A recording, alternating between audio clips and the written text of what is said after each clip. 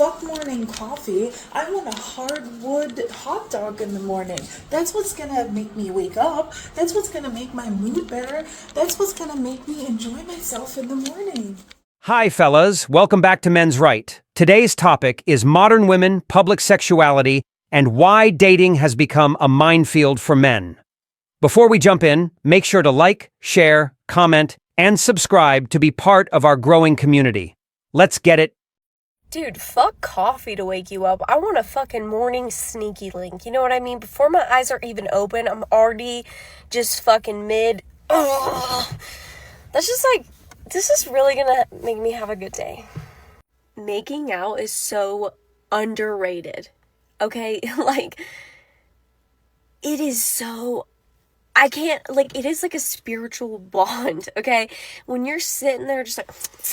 you fucking grabbing each other. Like, it doesn't even have to be like, you don't have to take it to the next level. If you just like swap and spit, like, dude, that shit, I love that shit. There is not a single guy out there with a mustache that actually like looks good. You know, like I just haven't seen it. Like, if you happen to like drop a pic like in the comments, like, I don't know, maybe I just haven't seen it before, so please don't do that. Please don't put pictures of mustache men in my comments. I'll hate that. This is where we are now. A generation broadcasting their intimacy online like it's a casual hobby, turning what used to be private into entertainment for strangers. And people wonder why relationships are collapsing, why trust is at an all-time low, why marriage rates have dropped nearly 40% over the last 30 years, and why cheating has skyrocketed among young adults. Studies from multiple universities show something uncomfortable. Women under 30 now report cheating slightly more than men, and the number one reason isn't lack of love. It's the constant craving for attention, novelty, and validation. This is the culture that created that. Hypersexual, impulsive, loud, unfiltered, and addicted to the rush of being seen. Everything is about the next thrill, the next link, the next moment of excitement. But here's the truth nobody says out loud. When everything intimate becomes content, nothing intimate stays meaningful. When kissing is spiritual but loyalty is optional. When sneaky links are a morning routine but commitment is a burden. You don't get connection, you get chaos. And men feel it. Good men, loyal men, serious men. They're leaving the dating scene in record numbers. More than 60% of men aged 18 to 29 are now single, not because they fear relationships, but because the modern dating market feels like a circus where everything sacred is thrown on stage for applause. Imagine trying to build a family in a world where your partner proudly announces her desires to the entire internet. Imagine trusting someone whose intimacy is public. Imagine being committed to someone who treats attention like oxygen. This isn't about judging her.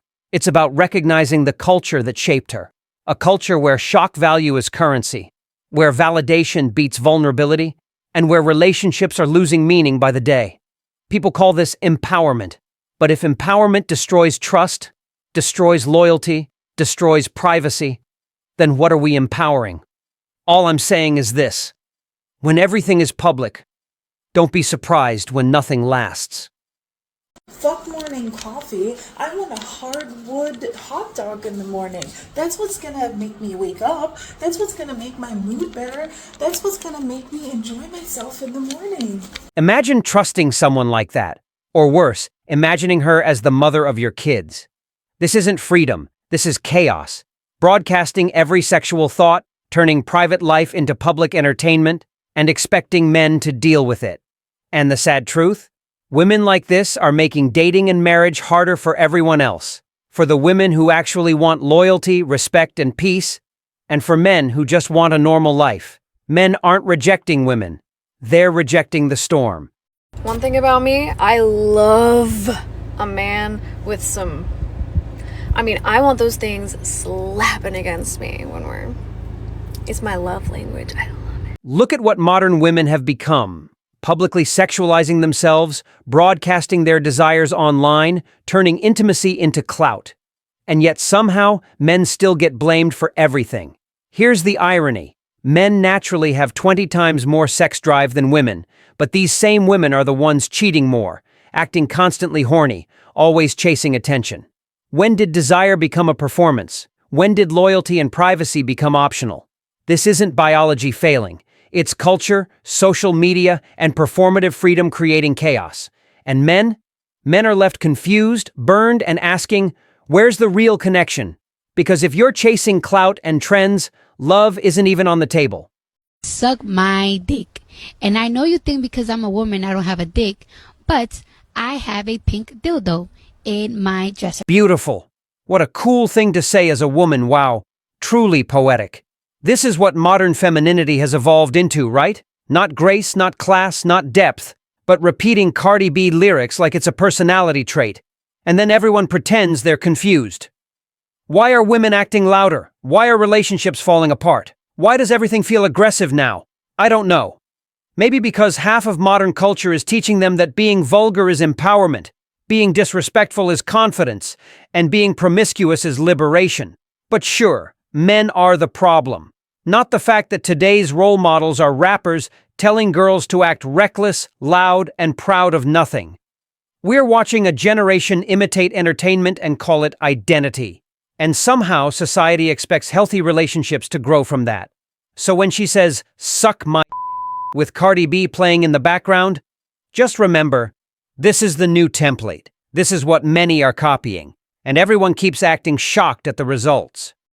My horniness is killing me, and I must confess, I need some D. What?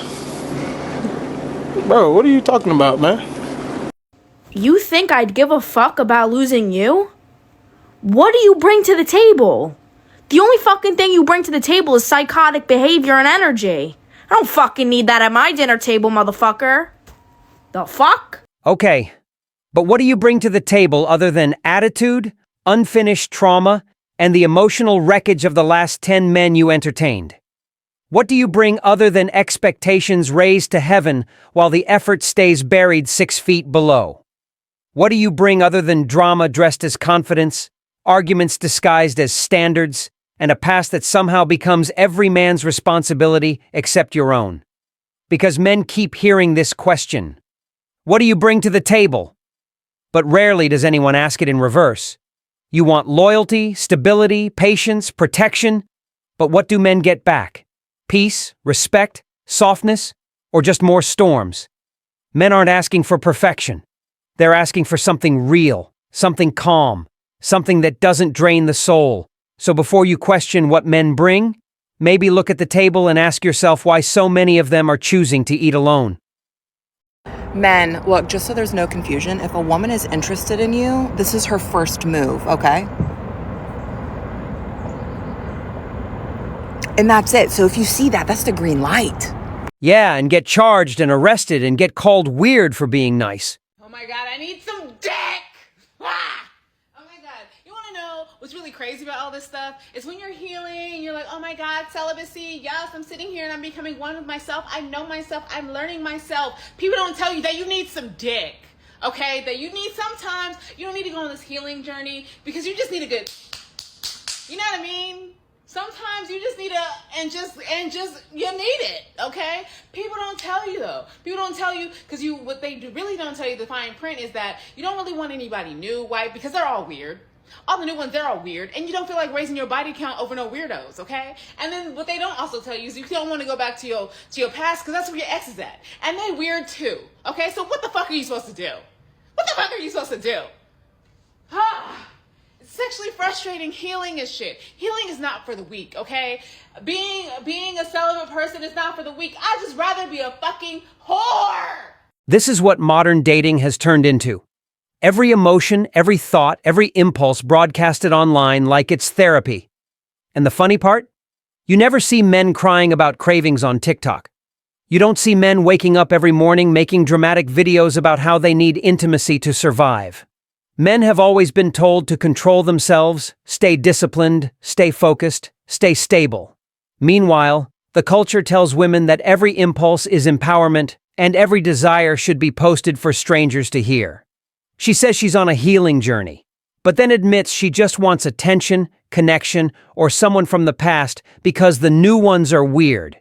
And it's interesting because studies show that almost 40% of people today use hookups to cope with stress, not connection, not love, not emotional health, just coping.